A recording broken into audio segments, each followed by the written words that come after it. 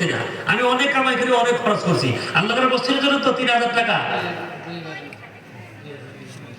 কি রাখেন নাম রোবাগসি গাওয়ার কোনটা ছেড়ে আছে? আচ্ছা, রোবাগসি গাওয়ার মরহুম হাজী ইসমাইল হোসেন সাহাবার স্ত্রী তথা রোবাগসি মসজিদ পরিচালনা কমিটির প্রাক্তন সম্পাদক ইয়াকুব আলী সাহাবার মাতৃ আজিম।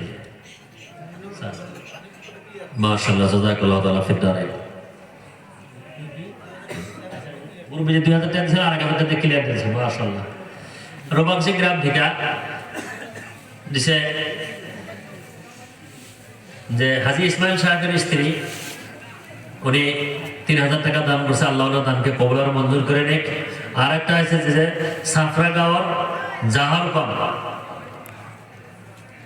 এটা হাই স্কুলের প্রাক্তন শিক্ষক মরহুম রহিসউদ্দিন আহমেদর পরিয়াল বর্গর পড়া 2000 টাকা। সাফরা রহিস মাস্টার, আমি ওনার বাড়িতে জাগে ছিলাম। সাফরা মাদ্রাসা যখন পড়তাম, রহিস মাস্টার বাড়িতে আমি 4 বছর জাগে ছিলাম। খুব মহব্বত করছে, খুব আদর করছে, দান দিছে ওনার পরিয়াল তরফ থেকে।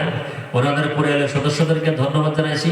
আমি ওনার জন্য দোয়া করি যাতে আল্লাহ ওনার সারা জিন্দিগির গুনাহ মাফ করে নিয়ে আল্লাহ ওনাকে যাতে জান্নাতি বানায়, আল্লাহ জান্নাতের স্থান যাতে দেয়। আল্লাহ তুমি রহিস মাস্টার সাহেবের কবরটা যাতে জান্নাতের বাগান বানিয়ে দাও, সবাই বলেন আমিন।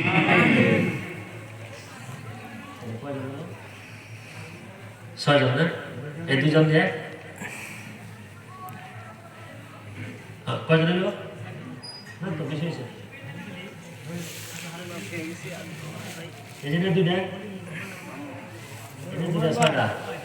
ছয়জন হয়েছে। 7 নম্বরে কারা? মাশাআল্লাহ, মসজিদের সম্পাদক।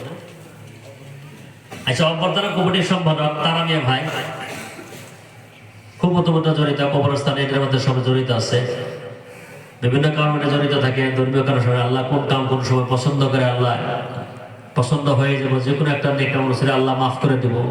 আমি আপনি সবাই গুনাহগার, এই জন্য বেশি বেশি দিনই কামের সাথে জড়িত থাকার লাগে। আল্লাহ জানি না কোন সময় কোন কাম ছিল আল্লাহ মাফ করে দেব। উনি 5000 টাকা দান করবো, 500 টাকা দিয়েছে।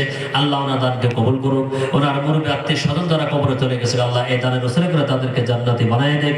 আল্লাহ কিয়ামতের দিন প্রতি মুসিবতের সময় জান্নাত নাজাতের জরিয়া বানিয়ে দেন, সবাই বলেন আমিন। 7 নম্বর গেল। 8 নম্বর কেন আছে আল্লাহর বান্দা? 8 নম্বরে আমি জবরদস্তি করব না, খুশি করে আল্লাহর ঘর মসজিদে মাত্র আপনি 1500 করে ইনশাআল্লাহ কয়েকদিনে দিয়ে শেষ করবেন। মাশাআল্লাহ, 500 টাকা পেট করছে আর 2500 টাকা আনপেট।